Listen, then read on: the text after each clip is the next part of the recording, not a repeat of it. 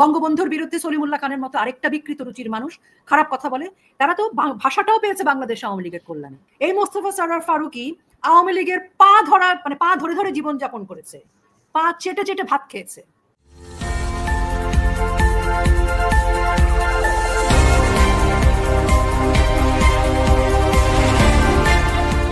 রোকেয়া প্রাচী, আমি পোস্টারে কোনো কথাই উল্লেখ করব না, আপনি পোস্টারটা দেখেছেন।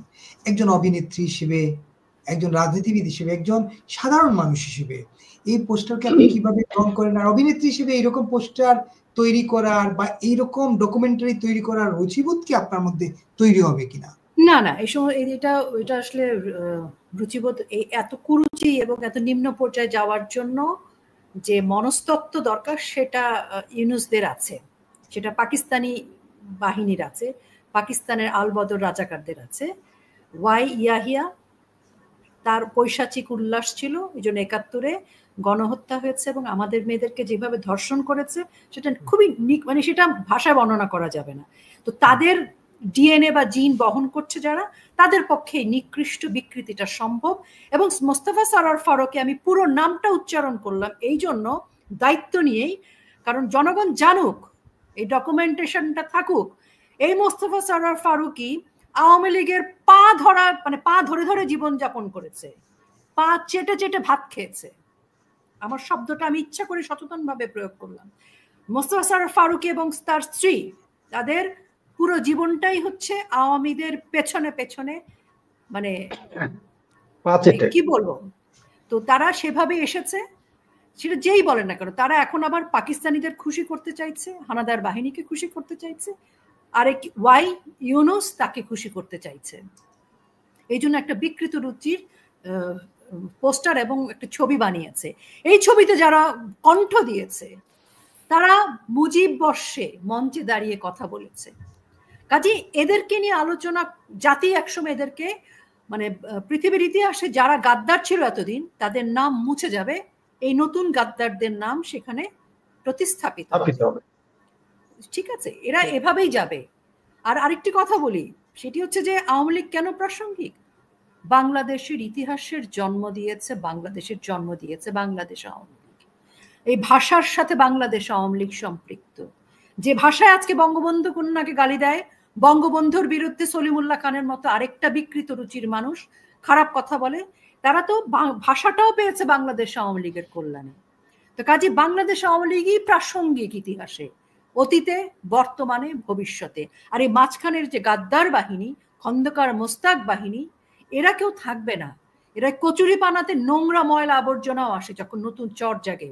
এরা হচ্ছে সে নতুন চর জাগার পলিমাটির সাথে কিছু নোংরা আবর্জনা। আমাদেরকে এই নোংরা আবর্জনা পরিষ্কার করতে হবে দেশের স্বার্থে। 19৭১ সালের পরে আমাদের বর্ষিয়ানরা, আমাদের অগ্রজরা, আমাদের পিতামহরা এটা করেননি। কিন্তু আমরা নিশ্চিত করে বলছি, আমরা এখানে 4 জনের মধ্যে যদি কেউ বেঁচেও না থাকি, কিন্তু এখনকার যারা আছে, যারা মানুষ বেঁচে আছে বাংলাদেশে মানুষই আছে বেশি, অমানুষ হচ্ছে এই কয়জন। এখন নির্দিষ্ট করে দেখা যায় কয়টা অমানুষ আছে বাংলাদেশে। আজকে জিল্লুর, ওই যে তৃতীয় মাত্রার জিল্লুরের অনেক সুন্দর সুন্দর কথা আসে, কেন রে ভাই? উনি তো আলী রিয়াজের দোসর। আজকে কোথায় আশরাফ কায়সার? সুন্দর সুন্দর কথা তো শুনি না। কোথায় শহীদুল্লাহ, ব্রিগেড শহীদুল্লাহ কোথায়? ওই যে উনার আরেকজন কি রেহনুমা, ওনারা কোথায়? ওনাদের সুন্দর সুন্দর কথা শুনি না। আকাশ পাতাল কাপার সেই টিচারদেরকে দেখি না। আজকে প্রথম আলোর বাক্য শুনি না। তো শোনেন, এই অমানুষরা চিহ্নিত হয়ে গেছে।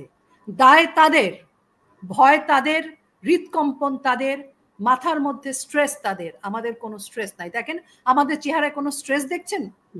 নাই আমাদের চেহারায় স্ট্রেস। আমাদের কণ্ঠে কোনো দ্বিধা দেখেন? নাই।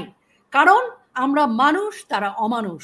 এটি প্রমাণিত সত্য। এখন 1971 সালের পরে যা হয়নি, 75 সালের পরে যা হয়নি, এখন সেটা আমরা নোংরামিতে যাব না, আমরা কারো বিরুদ্ধে সালিশ বসাবো না, আমরা কিচ্ছু করব না। কিন্তু আমি আপনাকে বলি বিপুল, ওই যে রিকশাওয়ালা যে ভাইটি, সে কিন্তু ছাড়বে না। ওই যে খালা, সে কিন্তু ছাড়বে না।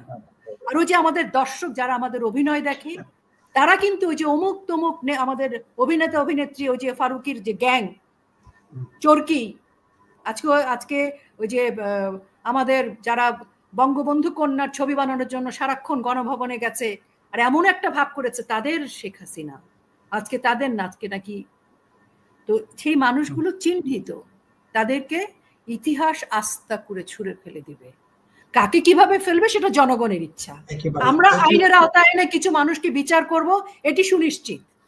এইটা একেবারে শেষ, আমরা আমাদের টাইমও শেষ একদম। তারপর শুনতে চাই এই যে অপ্রাসঙ্গিক করার জন্য যেসব চেষ্টা, তার একটা হচ্ছে এই ডকুমেন্টারি আরো কতটা প্রাসঙ্গিক করে তুলবে আপনার কাছে মনে হচ্ছে? শতভাগ করে ফেলবে, শতভাগ। শোনেন, ওখানে কণ্ঠ দিয়েছে ইন্তেখাব দিনার। ইন্তেখাব দিনার তো মুজিব বর্ষে দাঁড়িয়ে কবিতা আবৃত্তি করেছে বঙ্গবন্ধুকে নিয়ে। তো জনগণ কি মানে কালালুলা, মানে কি বলবো, জনগণের বিবেক আছে, জনগণ প্রাজ্ঞ, সাধারণ খেটে খাওয়া মানুষ প্রাজ্ঞ। তারা বলে শেখ হাসিনাকে লাগবে। কেন বলে? সে কি আওয়ামী লীগের কর্মী না? ওই যে এক বঙ্গবন্ধু কন্যা প্রায় 1.5 কোটি মানুষকে কার্ড দিছিলেন, তারা সস্তায় চাল ডাল ন্যায্য মূল্যে তারা পেয়েছে, তারা কিন্তু জীবনযাপন করেছে। যে গুচ্ছ গ্রামের খালারা, আপনি তাকে কিভাবে আটকাবেন?